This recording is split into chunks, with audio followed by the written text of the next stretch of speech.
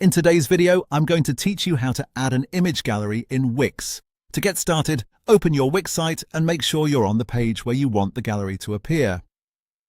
This is important because the gallery will be added directly to the section you're currently editing. Once you're inside the editor, look to the top left corner of the screen and click on Add. This is where Wix keeps all the content elements you can place on your site, including text, images, buttons, and of course, galleries.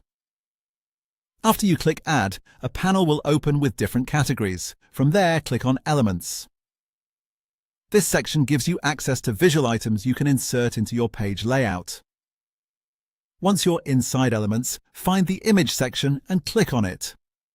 This area is focused on image-based content, so it's the right place to go when you want to display pictures in a clean and organized way. Inside the Image section, you'll notice there are several tabs available. Look for the Gallery tab and click on that.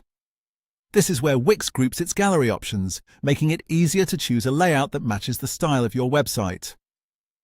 You may see different gallery designs, each with a slightly different look and arrangement. Some may appear more modern and minimal, while others may be better for showcasing multiple images at once.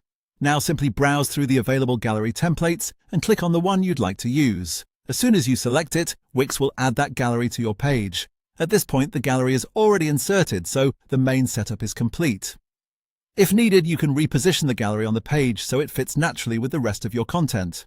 It's a good idea to choose a template that complements your site's overall design and gives your visitors a smooth viewing experience. A well-placed image gallery can help make your page look more professional and visually engaging. And that's it. That's how you add an image gallery in Wix. Once you've chosen your preferred gallery template, you're ready to continue customizing your page as needed. Thanks for watching, and I'll see you in the next video.